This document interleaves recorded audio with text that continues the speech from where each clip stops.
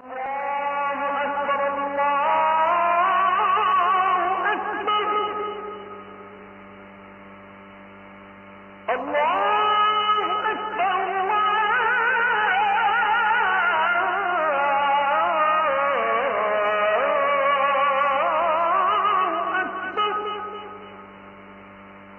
জিনিস নিয়ে চিন্তা করতে যে দুনিয়ায় অবৈধ ইনকাম করারও দরকার নেই।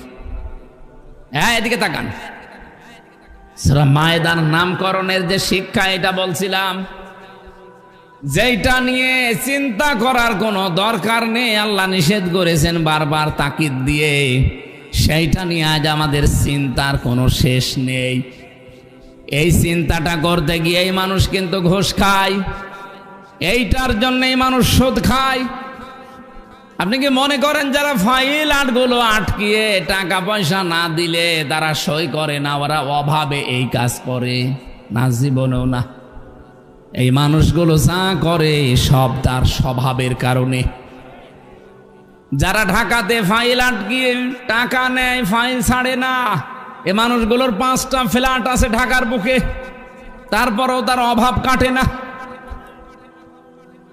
আপনি কি করবেন এত কিছু তৈরি করে? পাহাড় পরিমাণ সম্পদ, পাহাড় পরিমাণ খাবার দাবার তৈরি করে রেখে কি করবেন? আপনি খেতে পারবেন? আপনাকে আল্লাহ যতটুকু খাবার দিয়ে দুনিয়ায় পাঠিয়েছে, এর চাইতে 1 চিমটি পরিমাণ বেশি খাবার খেতে পারবেন না। এই জন্য মায়েদা দিয়ে আল্লাহ বোঝাতে চেয়েছেন তাম পৃথিবীর একটা খাবারের প্লেট। খাবারের কোনো অভাব থাকলে আমি দুনিয়ার এই জমিনে এত সৃষ্টি পাঠাতাম না। আমরা অনেকেই মনে মনে ভাবি মালয়েশিয়ার দিকে, আমেরিকার দিকে তাকিয়ে, মালয়েশিয়া বাংলাদেশের চাইতে 7 ডবল বড়, কিন্তু মানুষের সংখ্যা আমাদের চাইতে 18 গুণ কম। আমরা তো 18 কোটি আর তারা মাত্র 1 কোটি, তাও 40 লাখ বাংলাদেশি। বৈধ 20 লাখ আর অবৈধ 20 লাখ, 40 লাখ, আর ওই দেশের মানুষ 60 লাখ। অথচ এই দেশটার তুলনায় আয়তন হিসাবে প্রায় কমপক্ষে 7 ডবল বড়। এত বড় বিশাল দেশের তুলনায় বাংলাদেশের যে মানুষ, এই হিসাবে ওই দেশে মানুষ আয়তন হিসাবে কম না বেশি? একেবারে কম। আমেরিকা বাংলাদেশের চাইতে 59 ডবল বড়। 59টা বাংলাদেশ পাশাপাশি রাখলে যত বড় হবে, আমেরিকা একা অত বড়। আপনি একটু ভেবে বলেন তো, আমেরিকার কাছে বাংলাদেশের এই 64 জেলা, এটা একটা পাড়ার মতো। কি কথা বলেন? 64 জেলা মিলে বাংলাদেশ, তার ভেতরে সাতক্ষীরা মাত্র একটা জেলা। এই জেলায় 4টা আসন আছে। এর চাইতে বেশি আসনওয়ালা জেলা বাংলাদেশে নেই। কুমিল্লায় আসন 14টা, চট্টগ্রামে আসন 15টা 16টা। আপনি একটু হিসাব করে বলেন, চট্টগ্রামের তুলনায়, কুমিল্লার তুলনায় সাতক্ষীরা কি একটা পাড়ার মতো? সেই সাতক্ষীরাটা বাংলাদেশের একটা জেলা। 64 জেলার ভেতরে এখানে কত হাজারো গ্রাম আছে এই জেলার ভেতরে। তার ভেতরে হাজরাকাঠি একটা গ্রাম। এই গ্রামে কত জমি জায়গা আছে বলেন আপনি? সেখানে এই হাজরাকাঠি ফুটবল ময়দান একটা জমি, খুব বেশি হলেও নাই 10 বিঘা হবে। এই জমিনে কতগুলো মানুষ আমরা বসবাস করছি, কত মানুষ এখানে বসে আছি, তার ভেতরে আপনি একজন। আমি মাঝে মাঝে যখন একা একা একটু বসে বসে চিন্তা করি, আল্লাহ তোমার যে সৃষ্টির ভূগোলের যে বিষয়গুলো তুলে ধরা আছে একটু পড়ি, তোমার যে বিশাল বিশাল সৃষ্টি, তার তুলনায় আমি হামজা, আমি তোমার নজরে আছি। তো আমি কি তোমার নজরে আছি? 64 জেলার ভেতরে সাতক্ষীরা একটা, এখানে কতগুলো থানা, তার ভেতরে তালা একটা, তালায় কত গ্রামের ভেতরে হাজরাকাঠি একটা গ্রাম, কত জমি জায়গায় এই গ্রামে আছে, এর ভেতরে এইটা একটা জমিন। এই জমিনে যদি এত মানুষ বসবাস করে, তার ভেতরে আমি মাত্র একজন একটা জায়গা নিয়ে বসে আছি। রব্বুল আলামিনের শুধু বাংলাদেশের তুলনায় আমার সাইজ কতটুকু বলেন?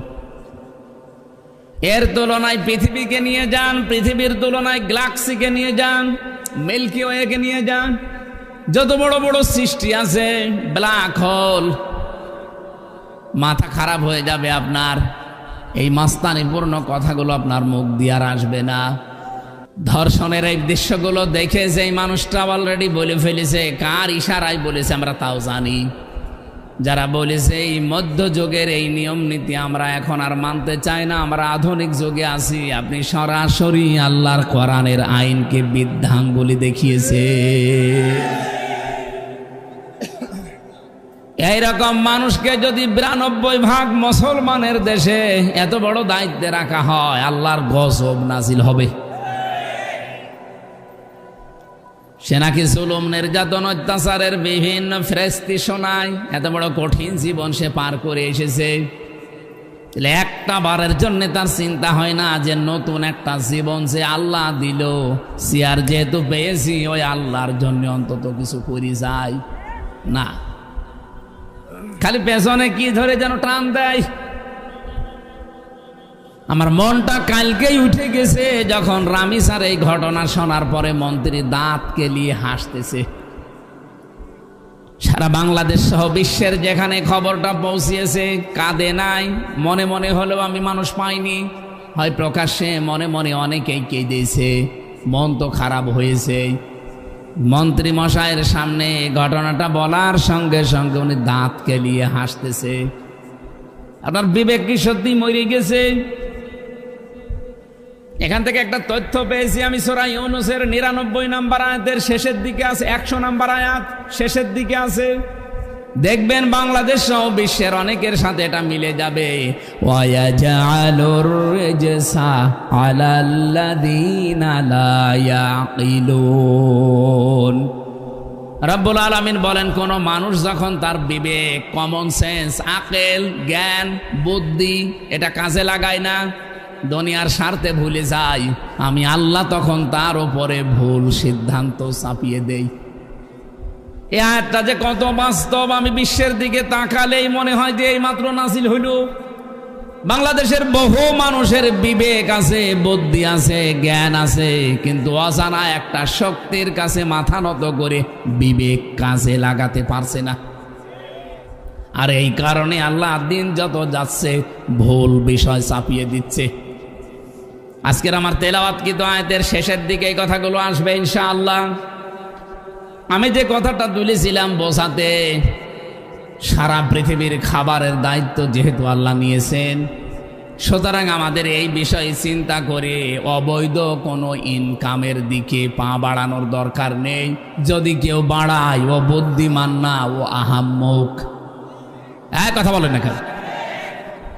আমি যে চেয়ারে আছি, জনাব ইজ্জাতুল্লাহ যে চেয়ারে আছে, আপনি কি জানেন বাস্তব এই চেয়ারগুলো বাংলাদেশে খুব বেশি না, মাত্র 300টা নির্বাচিত চেয়ার। কয়টা? সারা বাংলাদেশ মিলে মাত্র 300। উনিও যে পজিশনে আছে, আমি ওই পজিশনে আল্লাহ নিয়েছে আমারে। আমি যদি আয়াতকে বিশ্বাস না করতাম বা পড়িয়েছি যদি না মানতাম, এই 3 মাসের ব্যবধানে 1000 কোটি টাকার মালিক হয়ে যেতাম। ও লাইনও আছে, হ্যাঁ হয়তো 2 নাম্বারই করা লাগবে, কিন্তু আমি তো কোরআনের আয়াত 100% বিশ্বাস করি। আমি জানি যে অবৈধভাবে এগুলো যদি আমি তৈরি করে 5 বছরে মনে করেন 5000 কোটি টাকার সম্পদ আমি রেখে গেলাম, কিন্তু আমি তো এত টাকার সম্পদ দুনিয়ার জীবনে ভোগ করতে পারবো না, সম্ভব না। কিন্তু এই সম্পদগুলো আমাকে বিদায় নেওয়ার পরে তো কেউ না কেউ ভোগ করবে, হয় আমার বাবা মা, নাই আমার বউ, নাই আমার মেয়েরা, নাই মেয়ের স্বামীরা। কথা বলছে না কেন? এরা অবশ্যই কেউ না কেউ এর সাথে জড়িত হয়ে ভোগ করতে থাকবে, ব্যয় করবে। তাহলে এখানে লাভ হয়েছে আমার কয়টা, ক্ষতি হয়েছে কয়টা? লাভ হয়েছিল যতটুকু আমি আনন্দ ফুর্তি করে গেলাম এতটুকুই শেষ, আর ক্ষতি হয়ে গেছে অলরেডি 2টা। 1 নাম্বার ক্ষতি হচ্ছে আমি যা অবৈধভাবে উপায় করে সম্পদের পাহাড় তৈরি করলাম, এর জন্য যে গুনাহ, অপরাধ, পাপ, একটা শাস্তি আমার বউ নেবে না, মেয়ে নেবে না, মেয়ের জামাইরা নেবে না। কথা বলেন ঠিক কিনা? 2 নম্বরে আমি যখন মারা গেলাম এই সম্পদগুলো আমার ছেলে মেয়ে বউ মা বাবা আমার দলের লোক আরো অবৈধ কাজে ব্যয় করতে থাকবে। ওগুলো যত উল্টাপাল্টা কাজে ব্যয় হবে কবরে শাস্তি আমার বোর হবে না আমার হবে। তাহলে ক্ষতি হয়েছে আমার 2টা, আর লাভ হয়েছিল কিছু সাময়িক আনন্দে। এই যেই কয়দিন বেঁচে আছি একটু হাম মারেঙ্গা তাম মারেঙ্গা করার জন্য যা করলাম অতটুকুই। রব্বুল আলামিন সূরা হাদীদের 20 নম্বর আয়াতে একটা উদাহরণ দিয়েছেন এই সংক্রান্ত। ই'লামু আন্নামাল হায়াতুদ দুনিয়া লাইবুন ওয়া লাহবুন ওয়া যিনাতুন ওয়া তাফাখুরুম বাইনাকুম ওয়া তাকাসুরুন ফিল আমওয়ালি ওয়াল আওলাদ। রব্বুল আলামিন বলেন খুব ভালোভাবে ই'লামু, ইলম মানে জ্ঞান দিয়ে, জ্ঞান যাদের আছে তাদেরকে বলছি খুব ভালোভাবে জেনে রাখো। আন্নামা, আন্নার পরে মা আসলে বাংলা অর্থ হয় একমাত্র, কেবলমাত্র, শুধুমাত্র। আল্লাহ পাক বলেন ই'লামু, তোমরা সবাই মিলে জেনে রাখো। এখানে যদি আল্লাহ আমাকে বলতেন আপনাদেরকে আমি শোনাতাম না। ই'লামু বহু বচন, আমি যেমন আছি মাওলানা মোজাম্মেল হকও আছে, উনি যেমন আছে আপনিও আছেন। সুতরাং এই আয়াতটা সবার জন্যে, সবাই মিলে জ্ঞান দিয়ে, জ্ঞানের চক্ষু দিয়ে, দৃষ্টি দিয়ে, অন্তর্দৃষ্টি দিয়ে জেনে রাখো। কি জেনে রাখবা? কেবলমাত্র দুনিয়ার জীবনটা খেলাধুলা রং তামাশা ছাড়া কিছুই না। আমি একটা জেলখানায় এত বেশি পড়েছিলাম, 3 বছরের ভেতরে আমার মনে হয় এই আয়াতটা কমপক্ষে 500 বার আমি পড়েছি। কারণ এই আয়াতটা আমার খুব বেশি জীবন পরিবর্তনের সহায়ক। আল্লাহ বলেন দুনিয়ার জীবনটা পুরা খেলাধুলা রং তামাশা ধোঁকাবাজি। উনি উদাহরণ দিলেন এইভাবে, ওয়াজিনাতুন ওয়া তাফাখুরুম বাইনাকুম ওয়া তাকাসুরুম ফিল আমওয়ালি ওয়াল আওলাদ। দুনিয়ার জীবনে মানুষ শুধু টাকা পয়সা ফখর করে, কত বেশি কামাই করা যায়, সন্তানাদি বেশি। তার মানে এই সন্তান বলতে শুধুমাত্র জন্ম দেওয়া সন্তান না, এই সন্তান মানে গোষ্ঠীর সন্তান হতে পারে, এই সন্তান মানে জাতির সন্তান হতে পারে, এই সন্তান মানে দলীয় সন্তান হতে পারে। এরকম বহু সন্তান তারা তৈরি করে।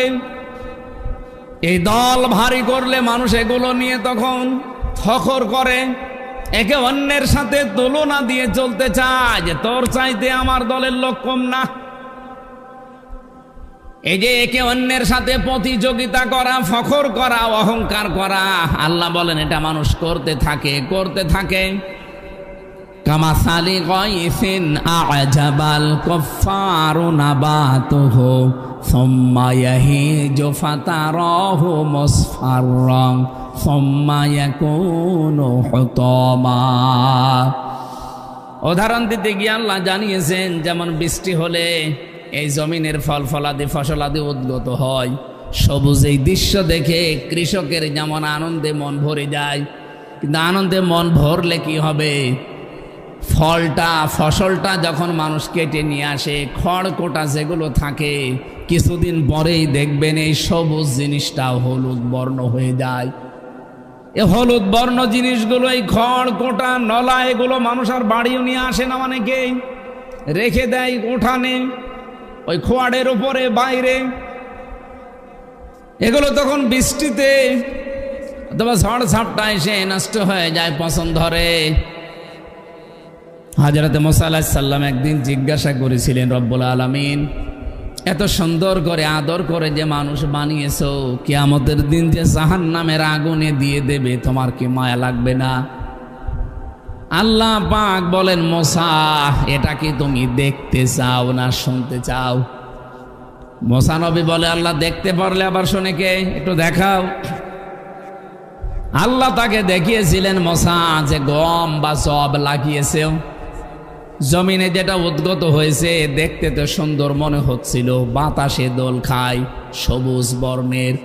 কিছুদিন পরে যখন ওটা পেকে যায়, ফলগুলো বাড়িতে নিয়ে আসো, আর এই খড়খোটাগুলো তো বাড়িতে অনেকে নিয়েও আসো না, এটা তো বাইরেই পড়ে থাকে। কিছুদিন পরে যখন এগুলো পচে দুর্গন্ধ হয়ে যায়, হলুদ বর্ণ হয়ে যায়, তখন মানুষ করে কি, এইগুলো এক জায়গায় করে আগুন লাগিয়ে দেয়। কেন? এগুলো পুড়ে যাক, পরিষ্কার হোক।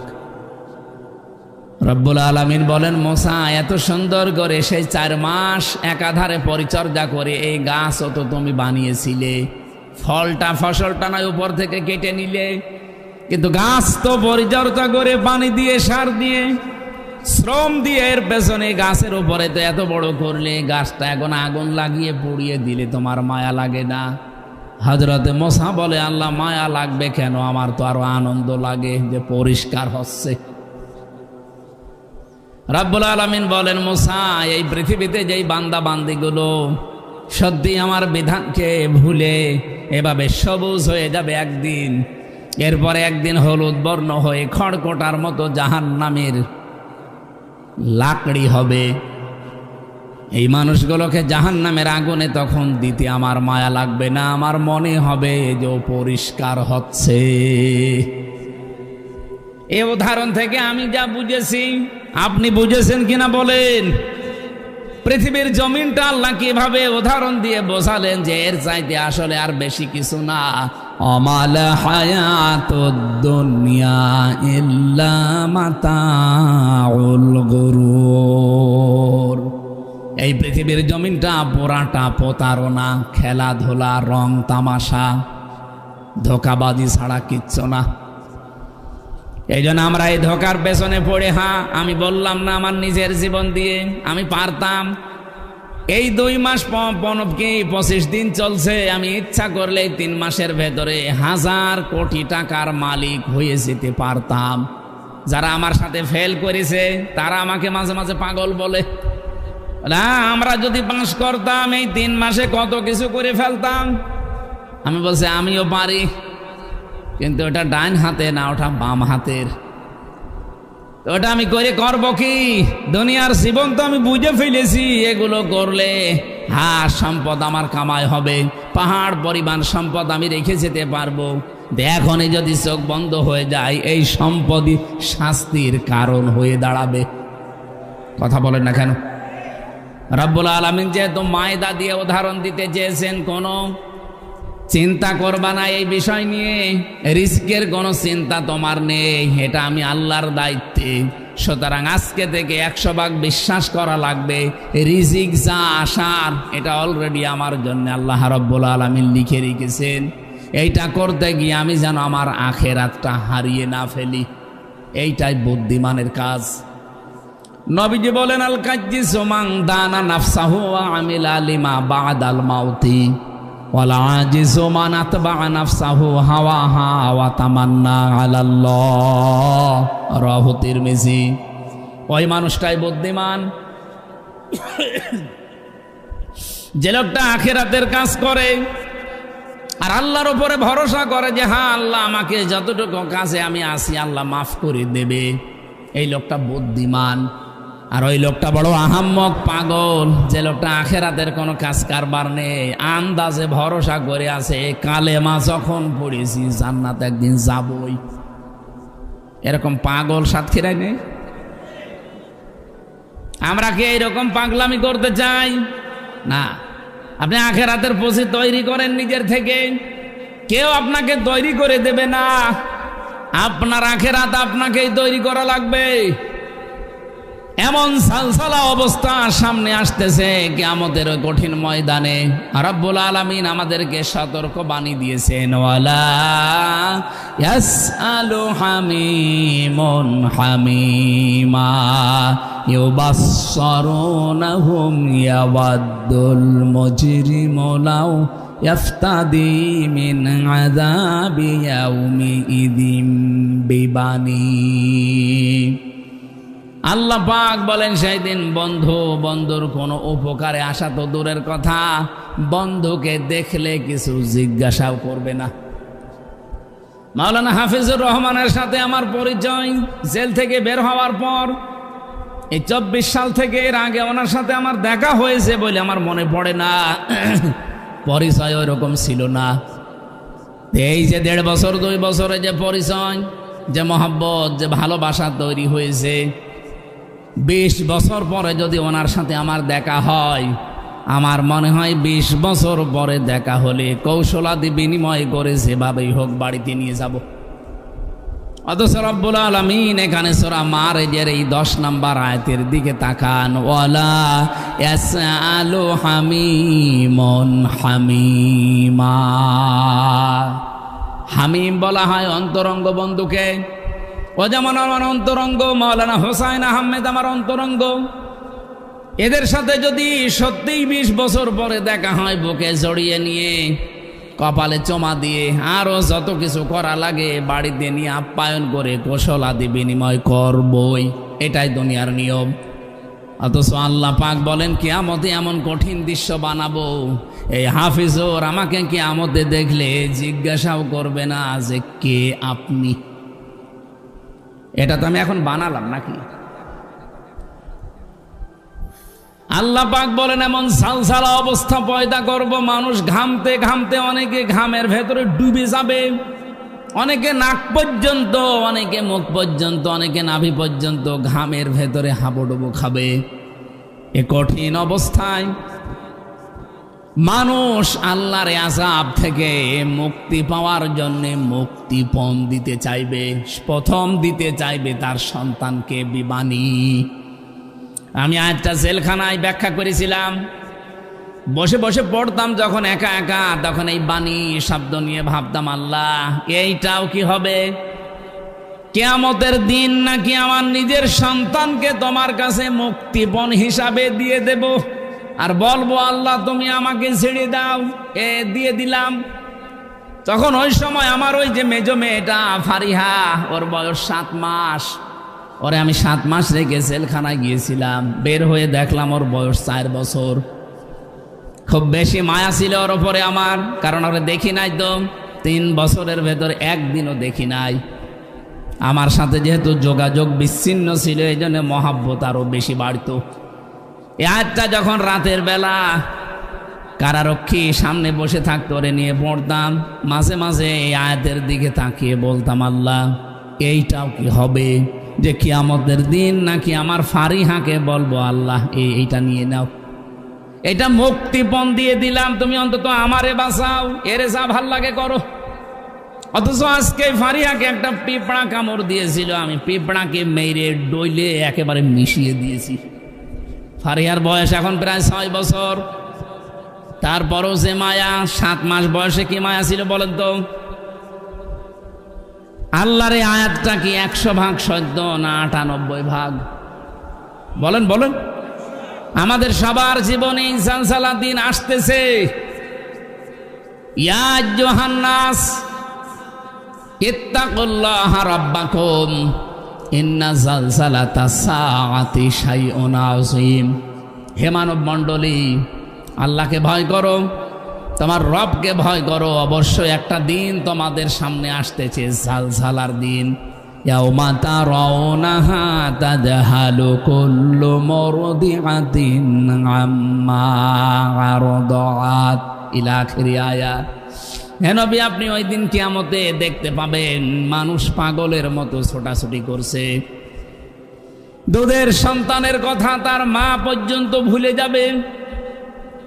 এমনকি পেটের সন্তান যদি থাকে, লজ্জার স্থান লাগবে না, পেট ফেটে বের হয়ে যাবে। ফাকাইফা তাত্তাকুনা ইন কাফারতুম ইয়াউমা ইয়াজআলুল ওয়িলদানা শিবা। এমন কঠিন অবস্থা আমি আল্লাহ তৈরি করব কিয়ামতে, যুবক মানুষ সেকেন্ডের ভেতরে বৃদ্ধ হয়ে যাবে। আজকে যে মুরব্বী বসে আছে, উনি বৃদ্ধ হয়েছে 1 দিন 2 দিনে না। 80-90 বছর বয়স যদি হয়ে থাকে, চুল দাড়ি একদিনে পাকে নাই। 71 বছর, বেশি হয়ে গেছে।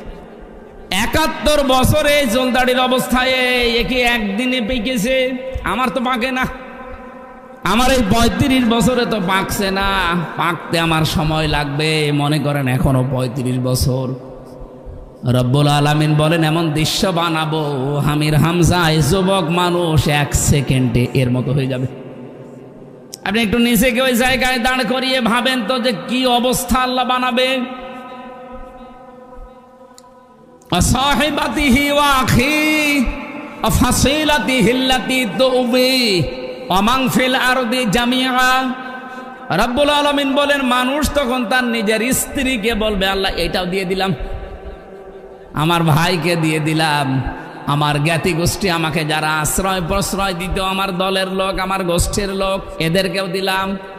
অমাং ফিল আরদি জামিআ সুম্মা ইউনজি। এরপরে আমাকে যত সম্পদের মালিক দুনিয়ায় বানিয়েছো, বৈধ অবৈধ যত কিছুর মালিক, স্থায়ী অস্থায়ী, স্থাবর অস্থাবর, সব তোমারে দিয়ে দিলাম মুক্তিপণ, আমাকে তুমি রেহাই দাও। আমি নাজাত চাই তোমার কাছে এই আযাব থেকে। হঠাৎ আল্লাহর পক্ষ থেকে ধমক আসবে, কাল্লা ইন্নাহা লাযা। কখনোই না, তোর আমি লাজায় দেব। ওই যে আমি হতমা শব্দটা সূরা হাদীদের 20 নম্বর আয়াতের মাঝের অংশের ব্যাখ্যা, এই জন্য এই আয়াতটা পড়লাম। আল্লাহ বলেন হতমা হয়ে যাবে। হতমা মানে খড় কোটা। এই লাজা নামে যে জাহান্নামটা আল্লাহ বানিয়েছেন, এই লাজাতে যাবার সঙ্গে সঙ্গে মানুষের যত চামড়া আছে সব পুড়ে ছারখার হয়ে যাবে। নাযাআতাল লিশাওয়া, প্রথমে এই লাজায় দিলেই মানুষের চামড়া আগে পুড়ে শেষ। তাদউ মান আদবারা ওয়া তাওয়াল্লা ওয়া জামাআ ফাআওয়া।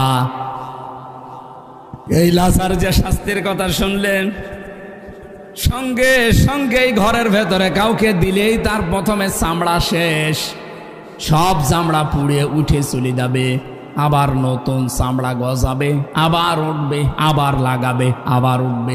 এটা লাজার শাস্তি। আমি চামড়া তোলার বিষয়গুলো নিজে পরীক্ষিত। রিমান্ডে আমার চামড়া একবার টান দিয়েছিল প্লাস দিয়ে। আমি যখন আয়না ঘরে ছিলাম, মাটির নিচে মাঝে মাঝে রাতের বেলা ওরা আসতো শাস্তি দেওয়ার জন্য রিমান্ডে। ওই পুলিশগুলোকে এখন আমি অনেক খুঁজি কিন্তু পাই না, ওরা মনে হয় সব পালিয়েছে। একটা মানুষের জীবিত মানুষ এই যে চামড়া, এখানে প্লাস দিয়ে টান দেয়, আপনার হাত আপনি নড়াতে পারবেন না, কারণ এখানে ক্লিপ দিয়ে আটা, নড়াচড়া নিষেধ, চেষ্টা করলেও পারবেন না। এমনভাবে ক্লিপ সিস্টেম করা, হাত মনে হচ্ছে একেবারে সোফারগুলো আটার মতো এইটাই গেছে। আপনাকে জিজ্ঞাসা করবে এই এই বিষয় করেছিস বা তোর বলা লাগবে। আপনি যদি রাজি না হন, এই জায়গায় এই 3 মুখের প্লাস আছে, এখানে লাগিয়ে একটা সুইচ আছে, সুইচে টিপ দেয়। আমার তো এই 3 বছর একাধারে শাস্তিগুলো পেতে পেতে আমার মনে হচ্ছে এখনো মনে হয় দিচ্ছে। এখানে চামড়া ধরে, যে আমার চামড়াটা এখনো তোলা আছে, এটা সেই 21 সালের, 5 বছর হয়ে গেছে এখনো মেলায়নি। আমার প্রথম রিমান্ডের তালিকায় এইটা ছিল। এখানে প্লাস দিয়ে ধরে যখন টান দিচ্ছিল, টান দিতে দিতে একেবারে যখন উপরে উঠে যায় তখন ফট করে ছিঁড়ে চলে আসে। এই সেই ছিঁড়াটা। বলেন তো 5 বছরে এখনো মিলিয়ে যায়নি, এমন আর মেলাবে না। আমি কেন এই লাজার কথাটা বলছি না, নাযাআতাল লিশাওয়ার ব্যাখ্যা বাস্তব।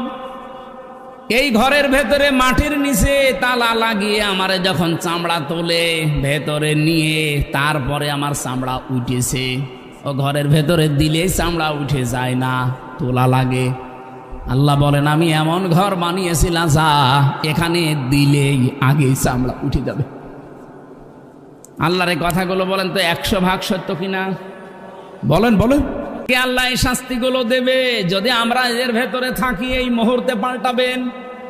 আল্লাহ পাক বলেন তাদউ মান আদবারা ওয়া তাওয়াল্লা। ওই মানুষকে এই লাজা ডাকতে থাকবে, আয় আমার ভেতরে আয়, যেই মানুষ দুনিয়াতে সত্য শোনার পরেও অ্যাবাউট টান করে মুখ ফিরিয়ে চলে যেত। বাংলাদেশে নেই। আপনার কি বিশ্বাস হয় যে আমি আমার বাবার কথা বলছি? এই কথা বলেন না কেন?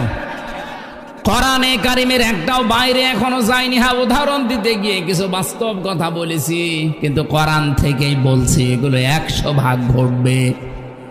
বিশ্বাস করেন, আল্লাহর কসম, এই দুনিয়াতে যারা সত্যকে সত্য জানার পরে দুনিয়ার অন্ধ হয়ে আপনি মানতে চান না, আপনি প্রস্তুত হয়ে থাকেন, লাজাই দেবে আপনাকে আল্লাহ। 2 নম্বরের গুনাহগার হবে অজামা ফাআওয়া। এই লোকটার চরিত্র হচ্ছে দুনিয়ায় শুধু সম্পদ জমা করা, বৈধ অবৈধভাবে সম্পদের পাহাড় তৈরি করা, আর এটা কি করে সংরক্ষণ করা যায়, রেখে দেওয়া যায়, সেই চিন্তা ভাবনা করা। আমার তো মনে হচ্ছে বাংলাদেশে এরকম মানুষ এখন ভরি ভরি। কথা বলা লাগবে।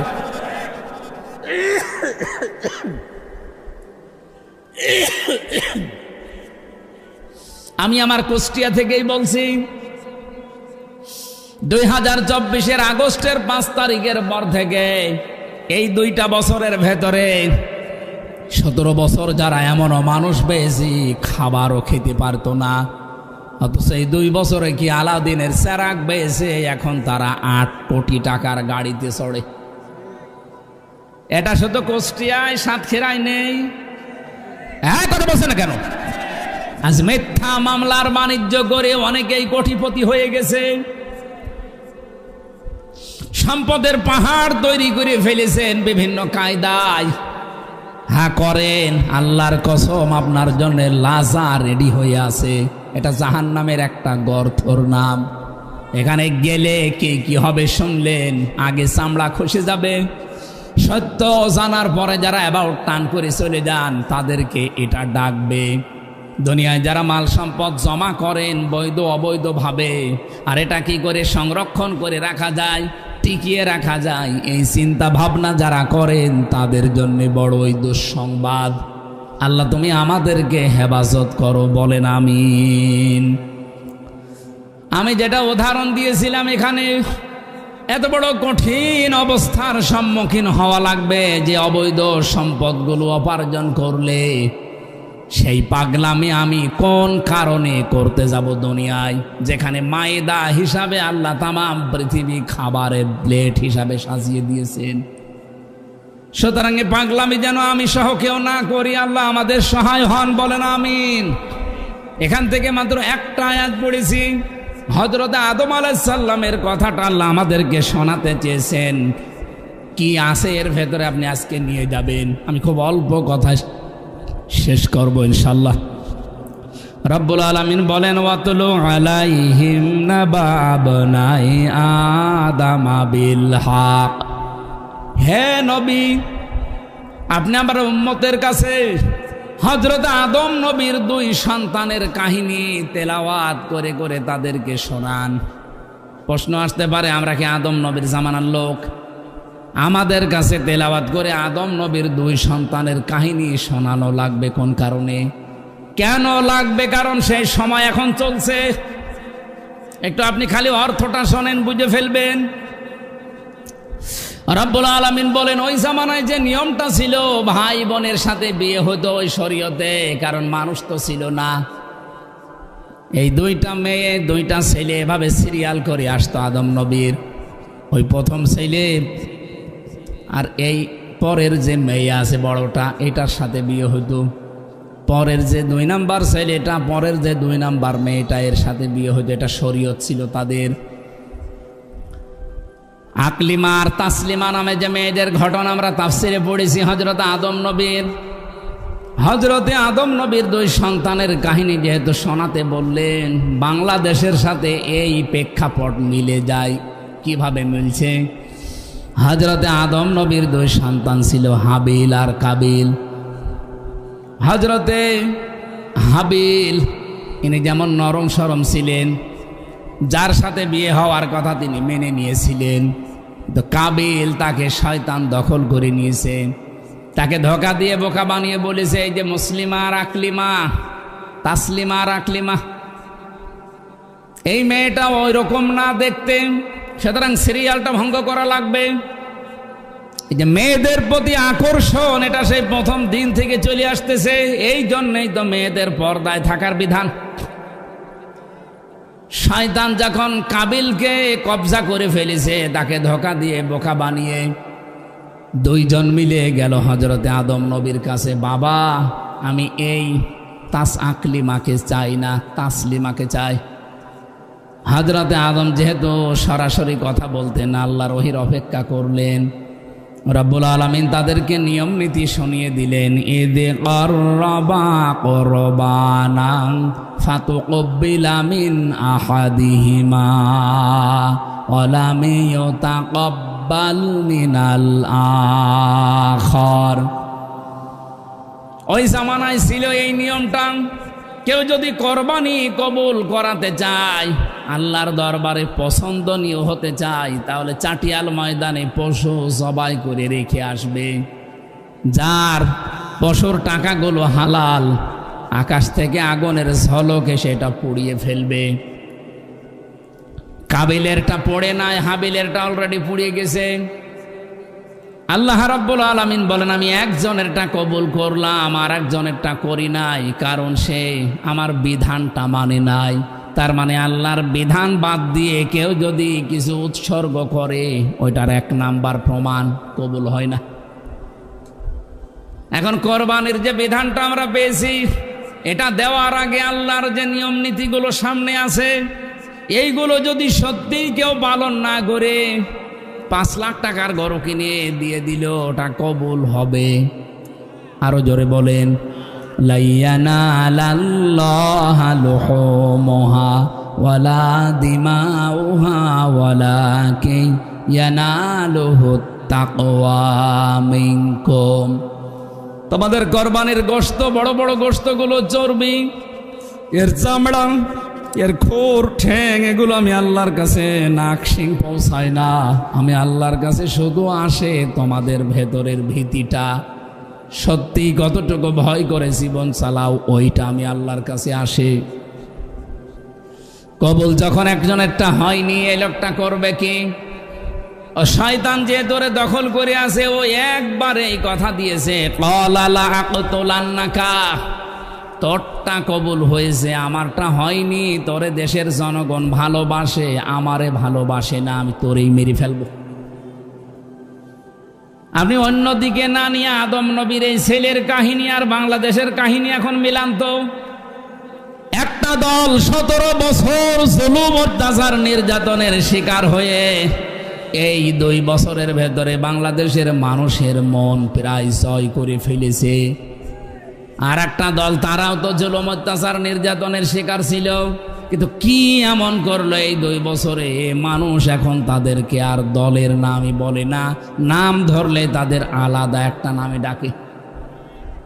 এখন যদি আপনি নিজেকে সংশোধন না করে, নিজের পেছনের দোষগুলো আবিষ্কার না করে, কোন কারণে মানুষ আমাকে দেখতে পারে না, মানুষ আমাকে ঘৃণা করে, আমাকে সন্ত্রাসী বলে, আমাকে চাঁদাবাজ বলে, কেন বলে, এগুলো আবিষ্কার করে পরিবর্তন হন না।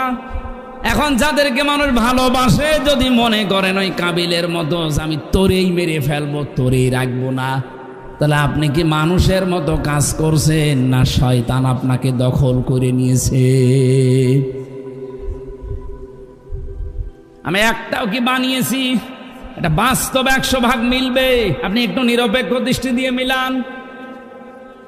আপনি স্বাভাবিক নেই, যারে তারে দেখলেই মারতে যান। কোন কারণে আজকে আপনি নাসির উদ্দিনের ওপর অত্যাচার চালিয়েছেন, হামলা চালিয়েছেন? কোন কারণে? আপনি জবাব দিতে পারবেন? সে কি দেশের নাগরিক না? 56,000 বর্গ মাইলের যেখানে ইচ্ছা সে যেতে পারবে, সংবিধান তাকে অনুমতি দিয়েছে। এই কথা বলছেন এখন। আপনি করছেনটা কি? আমি তো কোরআনের এই আয়াতের ব্যাখ্যা পড়ে দেখতে পাচ্ছি আপনি স্বাভাবিক নেই। আপনাকে শয়তান ওই কাবিলের মতো দখল করে ফেলেছে। ও সাতক্ষীরাবাসী, এখন যদি বাড়িতে যান এই রাত 12টার সময়, সালাম দিলেন বউকে, আপনার বউ সালামের জবাব না দিয়ে যদি বলে শুয়োরের বাচ্চা, আপনার ভালো লাগবে? খারাপ লাগবে? এই কথা বলেন না? না না, জ্ঞানী মানুষ হলেও জীবনও আপনার খারাপ লাগার কথা না যদি আপনার জ্ঞান থাকে। আপনি চিন্তা করবেন কি গো, এটা শিক্ষিতা বউ, এ ধার্মিক বংশের মেয়ে, উচ্চ বংশের মেয়ে আমি বিয়ে করেছি আজ 20 বছর, কোনদিন আমার মুখের উপরে চোখ তুলে কথা বলে না, অথচ আজকে ভালো মনে করে সালাম দিলাম আর আমারে বলছে বাচ্চা। তার মানে আর স্বাভাবিক নেই, এর জিনে ধরেছে। কথা বলে না কেন? এর অবশ্যই জিনে ধরেছে, নাই তো এরকম কথা বলা ওর দ্বারা সম্ভব না। আপনি যখন দেখছেন যে স্বাভাবিক বিষয়টা আপনি মানতে পারছেন না, আল্লাহর কসম আপনি মনে করবেন শয়তান আপনাকে দখল করে ফেলেছে। শয়তান আপনাকে জাহান্নামে নেওয়ার জন্য অলরেডি রওনা হয়ে গেছে। ও সাতক্ষীরাবাসী, এমনিতেই কোরআনের কারণে আপনাকে এই সারা বাংলাদেশের 64 জেলার ভেতরে আপনাদের এমনি বেশি ভালোবাসি আমরা, কারণ কোরআনের কারণে সবচাইতে বেশি জুলুম নির্যাতনের শিকার এই সাতক্ষীরার মানুষ। এই জন্য ভেতরে ভেতরে আপনাদের প্রতি মায়া আমাদের আছে। আপনি রাগ না করে নিজেকে একটু আয়াতের সাথে মিলান করে, আয়াত তার আমি বানালাম না, এটা আল্লাহর বানানো আয়াত। 1500 বছর আগে নাজিল করে হেজেন নবীজি পর্যন্ত শুনিয়েছেন তার উম্মতদেরকে। এখনো নবীর আমরা যারা ওয়ারিস আপনাদেরকে এইটাই শোনাচ্ছি। একটাও বানিয়ের ভেতরে বলি নাই যে শিক্ষাগুলো বলছি সব আমার পড়ে আসা। আমি যতগুলো তাফসিরের সাথে মিলিয়ে আমার মাথার ভেতরে ঢুকিয়েছি ওইটাই ডেলিভারি দিচ্ছি। কাবিল ওই সময় বলেছে, তোর কারণে আমার কোরবানি কবুল হয়নি, তোর কারণে দেশের মানুষ আমারে দেখতে পারে না, এত ভালো হওয়ার দরকার কি? তুই এত ভালো ভালো কাজে আঞ্জাম দিস কোন কারণে? তোরই মেরে ফেলবো, তাহলে তো আর কাজে করতে পারবি না। আল্লাহ পাক বলেন, ক্বালা ইন্নামা ইয়াতাকাব্বালুল্লাহু মিনাল মুত্তাকিন। এটা কাবিলের কথা, এটা হযরতে হাবিলের কথা, কাবিলের না। ক্বালা, কাবিল বলল ইন্নামা। আমি এর একটু আগেই মনে হয় 20 মিনিট আগেই বলেছি, ইন্নার পরে মা যুক্ত হলে বাংলা অর্থ কি দাঁড়ায়? না, এ কোন জায়গায় বাস করছে? আপনি এখনই যদি 20 মিনিট এটা ভুলে যান, বাড়ি যেয়ে তো সব খেয়ে ফেলবেন। এটা আমি পড়েছিলাম সেই যখন হেদায়েতের নাহু পড়ি, ওই সে 2000 সালে হবে। সেই পড়া আমার এখনো মনে আছে। আর আপনি 24 মিনিটের কথা মনে থাকছে না মানে? ইন্না বা আন্নার পরে এটা সারা জীবন মনে রাখবেন। কোরআন এরকম হাজারো বার আছে, একটা জানলেই আপনার সারা জীবন সব জায়গায় মিলাতে পারবেন। ইন্না বা আন্নার পরে যদি মা আসে, বাংলা অর্থ দাঁড়ায় একমাত্র, কেবলমাত্র, শুধুমাত্র, হবেই হবে, এইটাই, এটাই। এরকম 99টা অর্থ আছে এই শব্দটার, আমরা একটা ধরি, একমাত্র। ইন্নামা, হযরতে হাবিল ডাক দিয়ে বলেছে, ভাই কাবিল, আপনার চরিত্র ভালো না, আপনি আল্লাহর বিধান না মেনে আমাকেই মেরে ফেলতে চান, আপনার কোরবানি কবুল হয়নি, তাই আপনি কান খাড়া করে শোনেন, একমাত্র কোরবানি কবুল করে থাকেন মহান আল্লাহ, শুধুমাত্র যারা তাকওয়াবান মুত্তাকি তাদেরটা। তা আপনি মুত্তাকি হতে পারেননি, এই জন্য তো আপনারটা এখনো পড়ে আছে, কবুল হয়নি। আর ওই দোষ আপনি আমার উপরে চাপিয়ে আমাকে মেরে ফেলতে চান। আল্লাহ রাব্বুল আলামিন বলেন, লাইম বাসাত্তা ইলাইয়া ইয়াদাকা লিতাকতুলানি মা আনা বিবাসিতি ইয়াদিয়া ইলাইকা লিয়াকতুলাক। এই অবস্থায় কাবিল কি করেছিল? হাবিল। আমরা যেহেতু এখন বাংলাদেশে, আমার এই আয়াত পড়ার পরে মনে হয় হাবিলের ওই পর্যায়ে আমরা আছি। এই কথা বলছে না কেন? আর কিছু মানুষ অলরেডি কাবিলের ভাইরা ভাই হয়ে গেছে।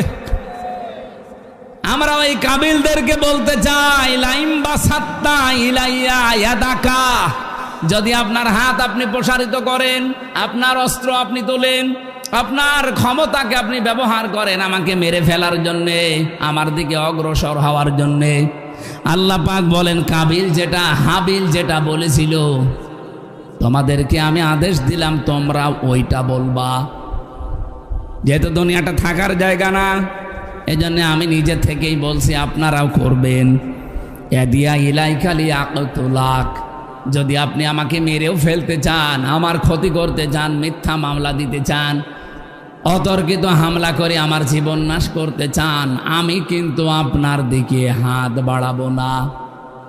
ইন্নী আখাফুল্লাহ রাব্বাল আলামিন, অবশ্যই আমি ভয় করি মহান রব্বুল ইজ্জাত ওয়াল জালালকে। এরপরে আপনাদের সান্ত্বনার বাণী একটা শোনাতে চাই, যেহেতু সাতক্ষীরা এটা বেশি হবে আগামীতে আরো। ওই যে কাবিলের ভাঙরা ভাইরা ভাই তো এখনো আছে। ইন্নী উরিদু আন তাবুআ বিইসমি ওয়া ইসমিকা ফাতাকুনা মিন আসহাবিন নার ওয়া যালিকা জাযাউজ যালিমিন। রব্বুল আলামিন বলেন, কাবিল হাবিল ওই দিন বলেছিল, ভাই আপনি যদি সত্যি ইচ্ছা করে এগুলো আমার সাথে করেন, পরিবারে, সমাজে, রাষ্ট্রে, আন্তর্জাতিক মহলে আমাদেরকে যদি শুধু কালার করতে চান, এ বাংলাদেশে বহু হাবিলকে আজ আমরা দেখতে পাচ্ছি। হাবিল হয়তো নেই কিন্তু তার প্রেতাত্মা আছে, কাবিল হয়তো নেই কিন্তু কাবিলের প্রেতাত্মা আছে। কারণ একটা মানুষকে মেরে ফেললে অন্যায় ভাবে সেই লোকটা জান্নাত পাবে, কিন্তু যেই লোকটা মেরে ফেলেছে তার চারটা শাস্তি। তার প্রথম শাস্তি হবে জাহান্নাম। এটা সূরা নিসার 93 নম্বর আয়াতে আছে, অমাইয়াকতুল মুমিনাম মুতাআম্মিদান ফাজাযাউহু জাহান্নাম খালিদান ফিহা। আল্লাহ পাক বলেন, কোন মানুষ যদি ইচ্ছা করে কাউকে মেরে ফেলে, তার প্রথম শাস্তি হবে জাহান্নাম। 2 নম্বরে চিরকাল সে সেখানে থাকবে। 3 নম্বরে গাদিবাল্লাহু আলাই, আল্লাহ নিজে তার উপরে রেগে থাকবেন। 4 নম্বরে ওয়া'আদ্দা লাহু আযাবান আযীমা, যন্ত্রণাদায়ক শাস্তি তার জন্য আল্লাহ রেডি করে রাখবেন। বলেন নাউযুবিল্লাহ। সুতরাং আজ বাংলাদেশ সহ বিশ্বে, বিশেষ করে ভারতের এই উগ্রপন্থী হিন্দুরা যেটা করছে এখন, এরা যেহেতু এখন আর মানুষের তালিকায় নেই, ওরা আল্লাহর ঘর ভাঙা আরম্ভ করেছে।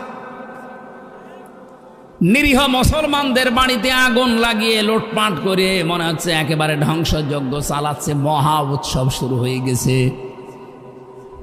মানুষ যখন জুলুম করতে করতে তার সীমা ছাড়িয়ে যায়, তার বরাতে তার কপালে 2টা জিনিস লিখিত হয়ে যায়। 1 নম্বরে সারা পৃথিবীর সৃষ্টি তাকে ঘৃণা করে, 2 নম্বরে তার কপালে আল্লাহর হেদায়েত রাখে না, নষ্ট করে দেয়। আমার তো মনে হয় যে শুভেন্দ্র নামে যেই শয়তান, মানুষ নামে একটা কলঙ্ক, ও ক্ষমতায় যাওয়ার পরে যা আরম্ভ করেছে, ওই লোকটার প্রতি আজ তামাম পৃথিবীর সব সৃষ্টি ওকে ঘৃণা করছে। আপনি শুধু মুসলমানের কথা বলছি না, হিন্দুদের কাছেও জিজ্ঞাসা করে, ওর নাম শুনলেই থুতু ফেলে। 2 নম্বরে ওকে আমার আল্লাহ মনে হয় আর হেদায়েত দেবে না, কারণ ও সীমা অলরেডি ছাড়িয়ে গেছে। ও নাকি পাশ করার কারণে বাংলাদেশে জামাত ইসলাম যারা করে তারা সবচাইতে বেশি কষ্ট পেয়েছে। আমরা কোনোদিন বলেছি এ কথা? এখান থেকে আমি যেটা পেয়েছি, আজ যারা করছেন শুধু ইন্ডিয়াতে না, সারা বিশ্বে বাংলাদেশ সহ আজ যারা মানুষের উপরে জেনে বুঝে জুলুম করছেন, অত্যাচার করছেন, ভালো করে খেয়াল করে বিশ্বাস করেন, যত পাপ আমার ছিল আর যত পাপ আপনি করছেন সব গলে নিয়ে আপনাকে জাহান্নামে যাওয়া লাগবে। ওয়াযালিকা জাযাউজ যালিমিন। রব্বুল আলামিন বলেন, এইটাই পুরস্কার, এইটাই জাযা জালেমদের জন্য। ফাতাওয়াত লাহু নাফসুহু ক্বাতলা আখিহি ফাকতালাহু ফাসবাহা মিনাল খাসিরিন। শয়তান এই কাবিলকে প্ররোচনা দিল, তার নফস তাকে ধোঁকা দিয়ে তার ভাইকে হত্যা করালো। শেষ পর্যন্ত এই মহিলার কারণে, এই নারী ঘটিত বিষয়ের কারণে তার নিজের ভাইকে সে শয়তানের ধোঁকায় পড়ে, নফসের জালে পড়ে হত্যা করে ফেলল। আল্লাহ বলেন, ফাসবাহা মিনান নাদিমিন, সে অনুতপ্তদের, সে ক্ষতিগ্রস্তদের অন্তর্ভুক্ত হয়ে গেল। ফাসবাহা মিনাল খাসিরিন। আজ আমি বাংলাদেশের সাথে আয়াতটা মিলিয়ে বহু মানুষের জীবনের সাথে আজকে মিল খুঁজে পাচ্ছি। যেহেতু রেকর্ড হচ্ছে সারা বাংলাদেশে যাবে, আমি শুধু ইঙ্গিতগুলো দিলাম। আপনাদের যাদের বিবেক আছে এখান থেকে কোরআনের এই শিক্ষাটা নিয়ে বাকি জীবন চালাবেন। আল্লাহ তৌফিক দেন, আমিন। আগামীর এই 4 দিন পরে যে কোরবানি, এই 5 দিন পরে যে কোরবানি, এটা শুধুমাত্র গরু জবাই করে খেয়ে ফেললেই কোরবানি আদায় হবে তা না। এখান থেকে যদি আপনি সত্যি মুত্তাকির জীবন গঠন করার সিদ্ধান্ত নিতে না পারেন, আল্লাহর কসম মানুষের উপরে জুলুম করব না, জুলুম হতে দেব না, এরকম জীবন তৈরি করতে যদি সচেষ্ট না হন, 1000টা গরু কোরবানি দিলেও কবুল হবে না। কারণ ইন্নার পরে মা আছে। কথা বলেন ঠিক কিনা? আল্লাহ আমি সহ যারা এবার কোরবানি দিচ্ছে, আগামীর বাংলাদেশ আমাদের এই কোরবানির শিক্ষা অনুযায়ী তৈরি করার তৌফিক দাও। নিজে অন্যায় এখন আর জেনে শুনে করব না, কেউ অন্যায় করতে গেলে আমি হতেও দেব না। এইটার নাম ছিল কোরবানি। এই কোরবানি যদি আজ বাংলাদেশে এই জিলহজ মাসের 10, 11, 12 তারিখে যেটা দিয়ে যাবে, আমরা যদি সত্যিই নিতে পারতাম, রব্বুল আলামিন বলেন আমার প্রতিটি নবীজিকে দিয়ে বলাচ্ছেন, কুল্লু উম্মতি ইয়াদখুলুনাল জান্নাহ, আমার প্রতিটি উম্মত জান্নাতে যাবে, ইল্লা মান আবা, শুধু আবা বাদ দিয়ে। সাহাবীরা প্রশ্ন করলেন, হে নবী আবা কাকে বলে? আল্লাহর নবী বলেন, যারা আমার কোরআনের ব্যাখ্যা, আমার হাদিসের ব্যাখ্যা শোনার পরে যারা মেনে চলে, এই মানুষটাই আমার সাথে জান্নাতে থাকবে। আর যারা আমাকে জানার পরেও অস্বীকার করে নফসের গোলামি করবে, এই মানুষগুলোই আবা, এরাই জাহান্নামের অধিবাসী।